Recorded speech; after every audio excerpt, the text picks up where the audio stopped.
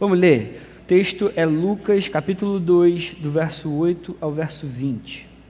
Havia pastores que estavam nos campos próximos e durante a noite tomavam conta dos seus rebanhos. E aconteceu que um anjo do Senhor apareceu-lhes e a glória do Senhor resplandeceu ao redor deles. E ficaram aterrorizados. Mas o anjo lhes disse: não tenham medo, estou trazendo boas novas de grande alegria para vocês, que são para todo o povo.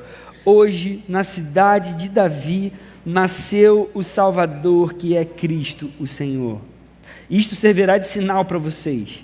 Encontrarão um bebê envolto em panos e deitado numa manjedoura. De repente, uma grande multidão do exército celestial apareceu com o anjo, louvando a Deus, dizendo: glória a Deus nas alturas e paz na terra aos homens aos quais Ele concede o seu favor.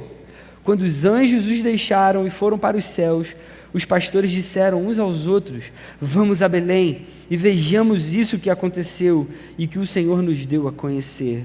Então correram para lá e encontraram Maria e José e o bebê deitado na manjedoura. Depois de o verem, contaram a todos o que lhes fora dito a respeito daquele menino, e todos os que ouviram o que os pastores diziam ficaram admirados. Maria, porém, guardava todas essas coisas e sobre elas refletia em seu coração. Os pastores voltaram glorificando e louvando a Deus por tudo que tinham visto e ouvido, como lhes fora dito. Amém. Amém. Que o Senhor fale com a gente nessa noite por meio desse texto aqui. Eu não sei se você já pensou, em algum momento da vida, já parou para refletir uma coisa meio diferente.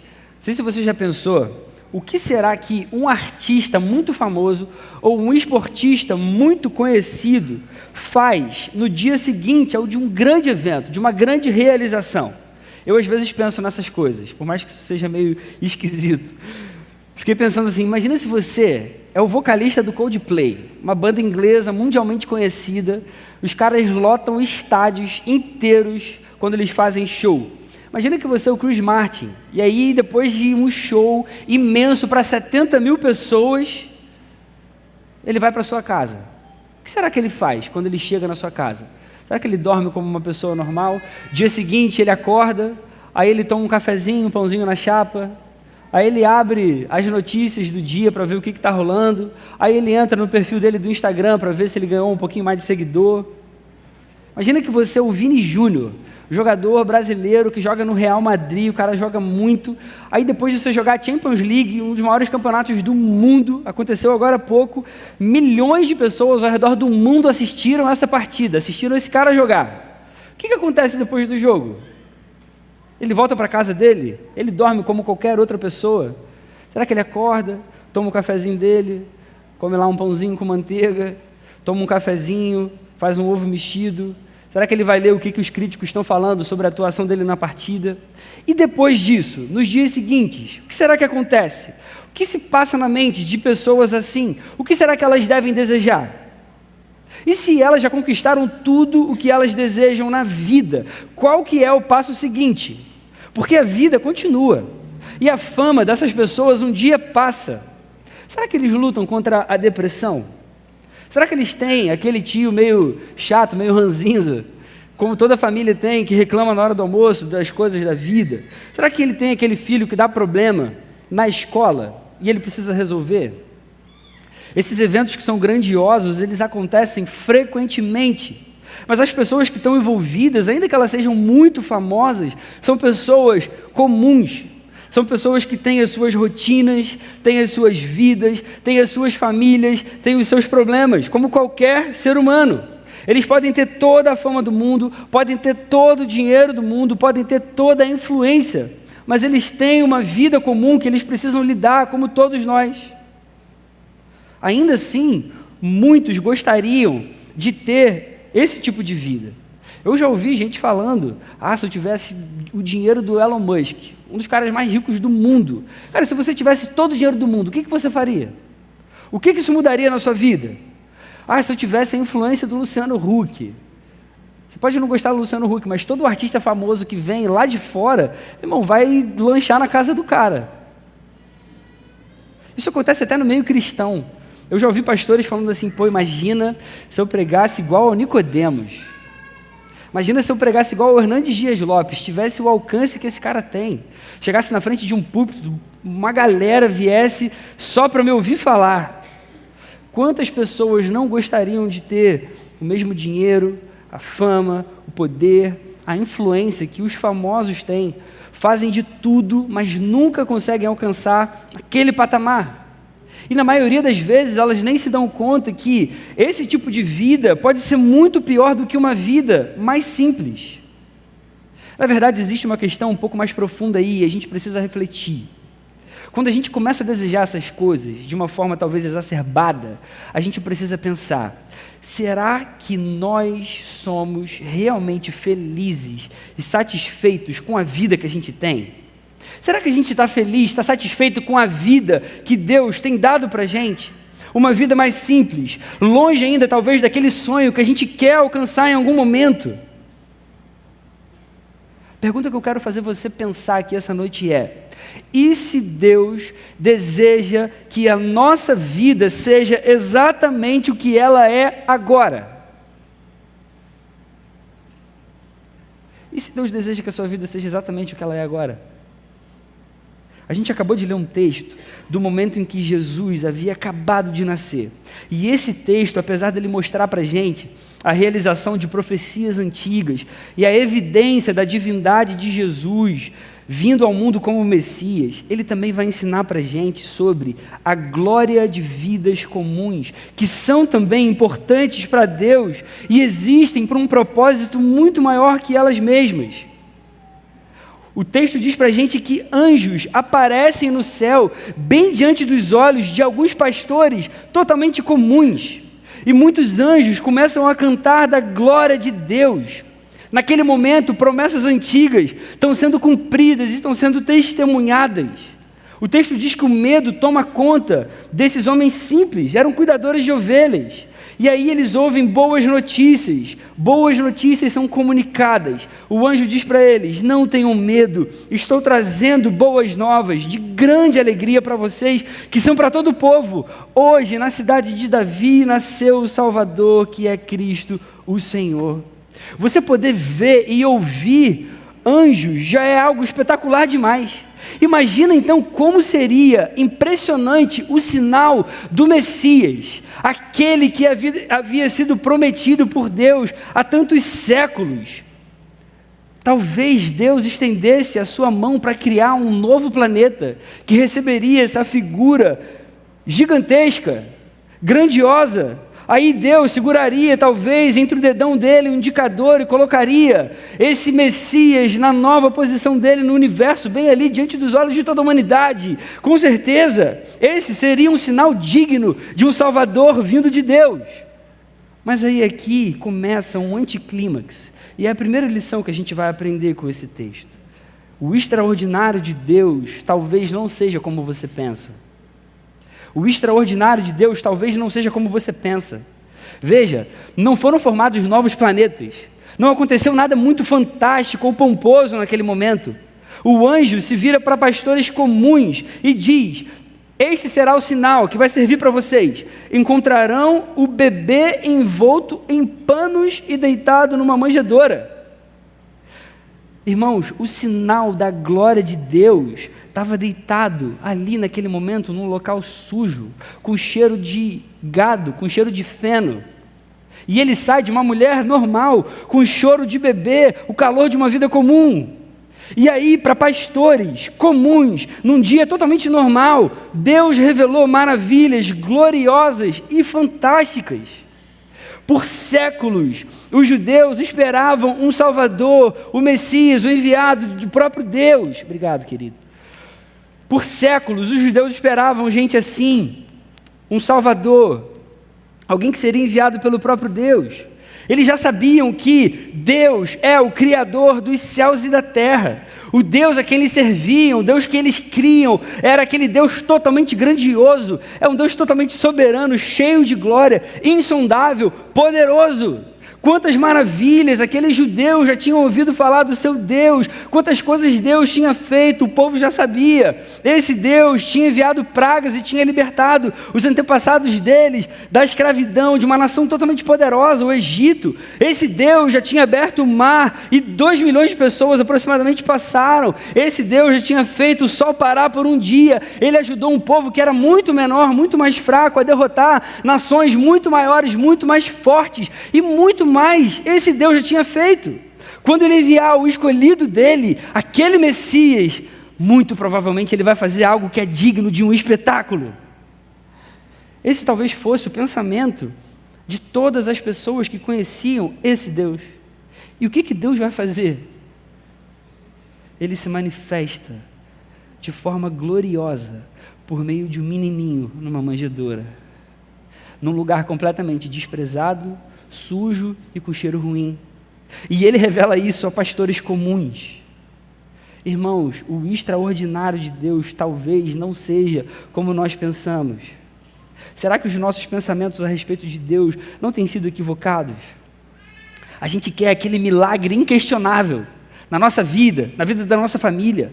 A gente quer aquela cura instantânea. A gente quer que Deus entre na cabeça do nosso filho no nosso tempo. A gente quer que os nossos queridos se convertam do nosso jeito. A gente quer que Deus dê coisas maravilhosas para nós. E se Deus te der algo muito mais extraordinário do que isso que você possa desejar? E se Ele apenas revelar a sua graça e mostrar o tamanho da sua bondade naquele menino que chora e nasce de uma forma desprezível? E se Ele te der apenas Jesus e te falar, isso é tudo que eu tenho para você por agora? Eu posso te dizer que isso seria algo extraordinário. E isso é o que Ele tem de mais valioso e de mais necessário para oferecer para cada um de nós. A gente quer ir, às vezes, para a palavra, e a gente quer ler aqueles textos que são maravilhosos, que enchem a gente de bênção, enchem a gente de esperança, que falam das promessas maravilhosas de Deus para nós. A gente adora, por exemplo, textos como o de Jeremias 29:11, que diz, sou eu quem conheço os planos que tenho para vocês, diz o Senhor, planos de fazê-los prosperar e não de causar dano, planos de dar a vocês esperança e um futuro. E a gente pensa, que coisa maravilhosa, olha o nosso Deus, Ele tem coisas maravilhosas para mim. Você sabe qual é o contexto desse texto, por exemplo? O povo que recebeu essa palavra estava no exílio. Muito provavelmente eles queriam estar em Jerusalém. Os planos maravilhosos de Deus eram bem diferentes dos desejos daqueles ouvintes dessa promessa. Será que a gente quer os planos de Deus, se eles forem assim, um pouco diferente daquilo que a gente planeja? Deus estava com eles. Isso bastava. O que existe de mais extraordinário na história humana é Jesus. Jesus vem como servo humilde para sofrer numa cruz. Ah, irmãos, isso é extraordinário, ainda que a gente não consiga enxergar. Aí vem o segundo anticlímax, que também vai confrontar o nosso coração. De acordo com o Evangelho de Lucas, depois de contemplar, participar desse evento impressionante, os pastores que viram aquilo, que contemplaram a Jesus, aquele bebezinho, com os próprios olhos, eles voltam. E a segunda lição que a gente vai aprender aqui, Deus manifesta a sua glória para que nós vivamos vidas extraordinariamente comuns. Deus manifesta a sua glória para que a gente viva vidas extraordinariamente comuns. Aqueles pastores voltaram, e esse fato é surpreendente. Depois deles contemplarem a glória, os pastores voltam para casa. Como que pode ser isso? Eles eram pastores, homens que trabalhavam com suas próprias mãos. Eles provavelmente tinham aquele aroma de animal, da vida do campo. Isso devia estar entranhado na pele deles. Eram operários braçais, gente do tipo comum. Eles entendiam de fato o que quer dizer trabalhar no turno da noite, por exemplo. Lucas vai relatar logo no inicinho que durante a noite eles tomavam conta dos seus rebanhos. Eles precisavam vigiar, tomar cuidado, eles não poderiam cometer erro nenhum, senão eles poderiam perder um animal. Era uma vida de adrenalina. Significava ficar de olhos abertos quando todo o povo estava em casa, dormindo e descansando. Anos desse tipo de trabalho produzem dor nas juntas, produzem dor nos ossos das pessoas. Acrescente a isso a zombaria, as piadas feitas contra esse estilo de vida de um pastor. Era um estilo de vida completamente desprezado naquele tempo. Por que esses pastores simplesmente voltaram?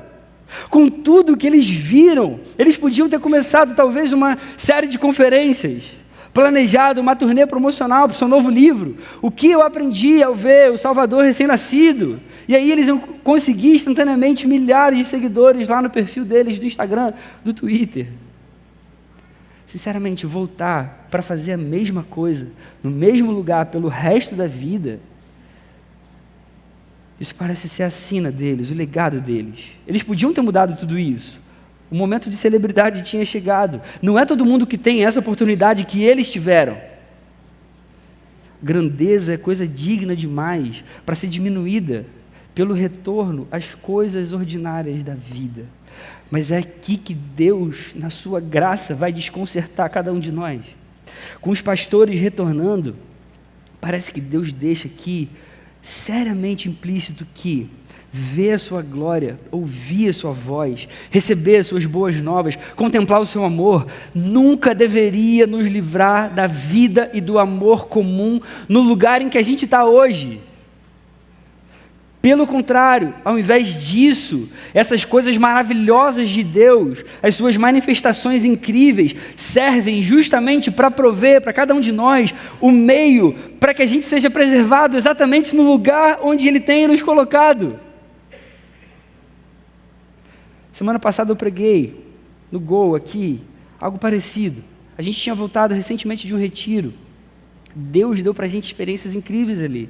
Muita gente depois testemunhou coisas que Deus falou ao coração, quantas transformações a gente viu. Por que Deus faz essas coisas? As experiências, irmãos, elas não são um fim em si mesmo. Pô, você recebeu uma experiência, caramba, que coisa maravilhosa. Recebi uma experiência nova de Deus. Não, tudo o que a gente ouve e vê de Deus é para que a gente cresça, é para a edificação da igreja e é para a proclamação do Evangelho. Irmãos queridos, Deus nos permite passar por coisas maravilhosas para que a gente viva vidas que o glorificam na nossa rotina, no nosso cotidiano, vidas que glorificam mesmo sendo totalmente comuns. Deus dá para você vislumbres da sua glória, da sua grandeza, do seu amor, para que você seja um pai extraordinariamente crente na vida comum, para que você seja um marido extraordinariamente crente na vida comum, para que você seja uma mãe extraordinariamente crente na vida comum, para que você seja uma esposa extraordinariamente crente na vida comum, para que você seja um filho, um profissional, um amigo extraordinariamente crente na vida comum.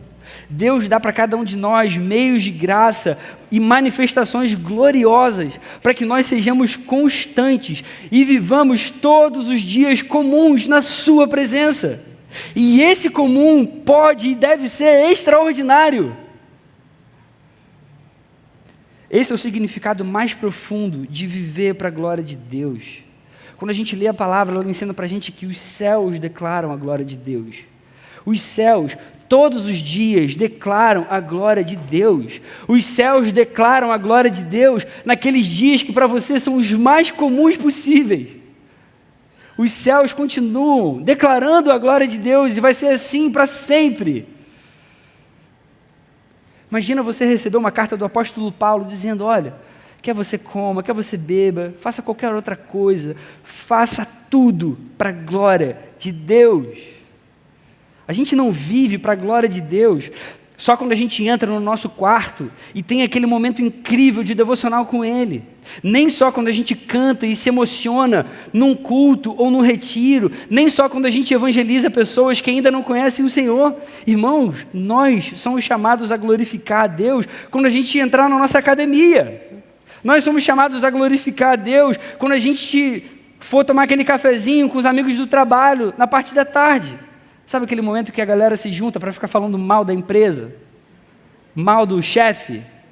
Você é chamado a glorificar a Deus exatamente nesse momento. Você é chamado a glorificar a Deus quando você estiver no carro, no ônibus, nas barcas. Quando você toma aquela fechada do trânsito. quando a nossa filha faz aquela birra totalmente sem motivo, que parece que é só para testar a nossa paciência.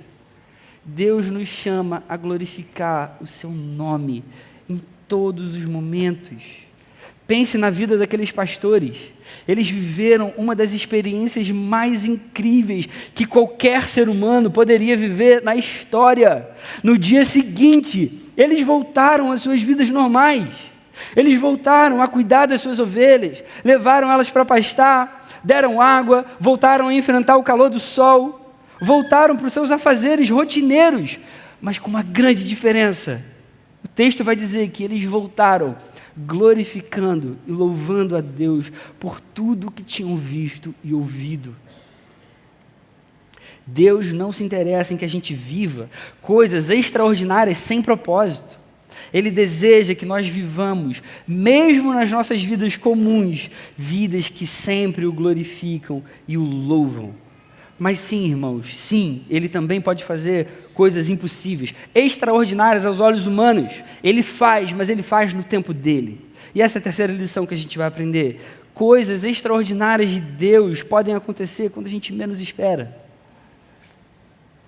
De repente, numa noite que poderia ser como outra qualquer, pastores desprezados recebem um presente.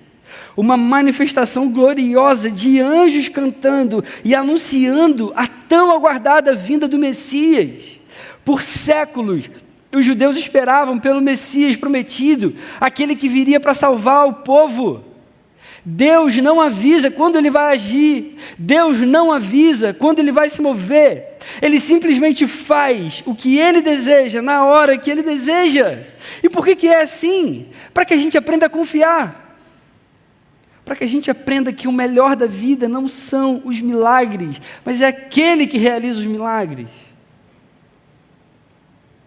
Irmãos, a vida é sobre Jesus e a sua glória. A vida é sobre Deus e a sua glória. É por isso que Ele nos redime, é por isso que Ele nos salva, é por isso que Ele perdoa os nossos pecados.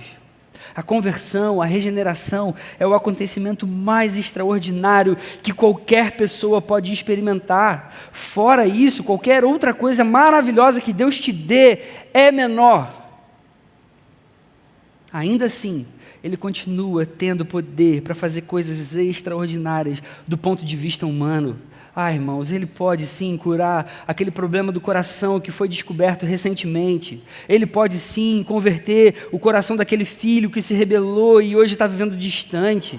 Ele pode sim transformar aquele coração consumista e fazer ele se aquietar na presença de Deus. Ele pode sim tirar todo o medo que a gente tem do futuro e toda a ansiedade sobre coisas que ainda vão acontecer. Ele se importa com a sua vida, Ele se importa com a sua história, Ele se importa com a sua família. A maior prova disso foi o envio desse menino sobre quem o texto fala. Deus, em Jesus, Ele envia o seu próprio Filho para nos livrar da condenação, do pecado e das consequências dele. Quando Isaías diz, lá em Isaías 53, que certamente Ele tomou sobre si as nossas enfermidades e sobre si levou as nossas doenças, isso ensina para a gente que Jesus na cruz, Ele levou, sim, os nossos pecados, mas também as consequências que os nossos pecados ocasionam.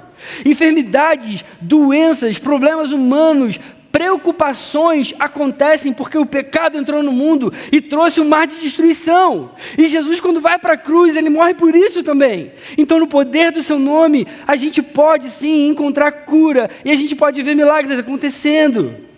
Quando menos esperamos, o milagre acontece. E a cura vem, o morto volta à vida, a preocupação vai embora, uma porta se abre. Em Jesus, o extraordinário é só uma questão de fé e propósito.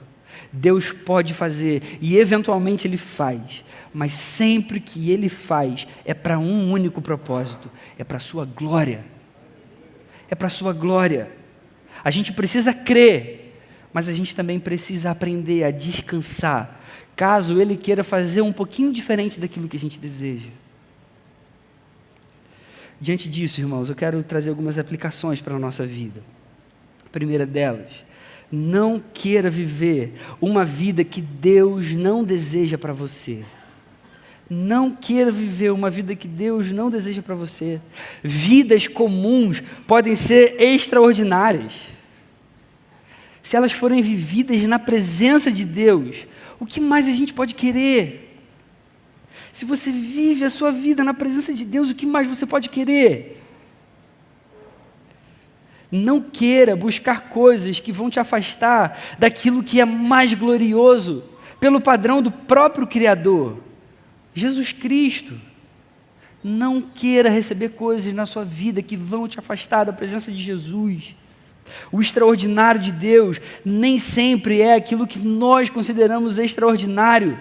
Mas se nós vivermos na busca do extraordinário de Deus, da sua presença, isso com certeza vai trazer a maior satisfação e a maior alegria em toda a nossa vida.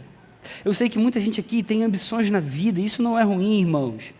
Às vezes você pensa, você sonha, eu quero crescer na minha carreira, eu quero ser bem-sucedido, eu quero ser alguém importante, eu quero conquistar coisas, não tem problema.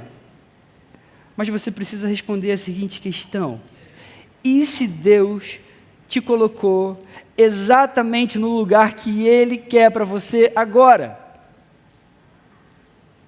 Você se contenta com esse melhor de Deus? Você ficaria feliz e satisfeito com esse melhor de Deus para você? Esse é o ponto. Não tem problema você desejar coisas grandiosas na vida, o menor problema. Mas a gente tem que entender que a gente não vive mais para nós mesmos. Nossa vida agora é do nosso Senhor. Ele se importa com a nossa vida, Ele tem um propósito para cada um de nós. Se você tem vivido diante de Deus, se você tem colocado os seus pedidos frequentemente em oração, buscado a direção de Deus, muito provavelmente aquele sonho que você tem ainda não aconteceu, porque não é o tempo certo para você, ou talvez não seja o que Deus deseja para a sua vida. Então, irmão querido, irmã querida, viva um dia de cada vez, aprenda a ser feliz com aquilo que Deus te dá a cada momento. Segunda aplicação: use as experiências que Deus dá a você para que você cresça, para que você abençoe as pessoas e para que você evangelize. Para crescer, para abençoar e para evangelizar. Deus nos permite viver coisas incríveis com Ele, para o nosso crescimento pessoal, para a edificação da igreja e para que a gente proclame ao mundo sobre o amor de Jesus, sobre o Evangelho que nos transformou. Então, irmãos, se Deus tem dado experiências maravilhosas com Ele para vocês, não retenha isso. Aproveite essas coisas que Deus tem revelado ao seu coração e cresça na fé. Busque mais a Deus, leia mais a sua Bíblia, ore mais. Além disso, seja bênção aqui na igreja local a qual você pertence. Sirva com todo o coração, entre em algum ministério aqui, participe da vida da igreja, da sua célula, do seu discipulado, seja uma pessoa agradável, lute pela unidade da igreja. E por fim, evangelize, continue pregando ao seu amigo de oração, fale de Jesus para ele, convide ele para ir à sua célula, ore cada vez mais pela sua vida. Terceira aplicação: peça por milagres, mas descanse no tempo de Deus. Não tem problema nenhum, é óbvio, pedir a Deus que Ele faça algum milagre. Eu peço por milagre o tempo todo, eu peço para que Deus se manifeste o tempo todo. Meu desejo é ver coisas maravilhosas mesmo de Deus, para que fique evidente que Ele tem estado no nosso meio, para que fique evidente que Ele é Deus Todo-Poderoso, para que Ele receba toda a glória. Isso é maravilhoso demais. Ele é um Deus capaz de fazer. Se a gente tem que pedir para alguém, é para Ele. Ele pode fazer coisas impressionantes mesmo. Agora, a gente precisa aprender a descansar e saber que tudo tem o seu tempo. Isso é bíblico, irmãos. Tudo tem o seu tempo. Pode ser que Ele queira realizar aquilo que a gente pede. Pode ser que não. Louvado seja o nome do Senhor. Por fim, a última aplicação. Agradeça pela vida comum que Deus dá a você todos os dias. Irmãos, sejamos gratos pela vida que nós já temos. Se tem uma coisa que a vida desses pastores ensinam para cada um de nós, é que vidas comuns podem ser significativas e elas importam demais para Deus.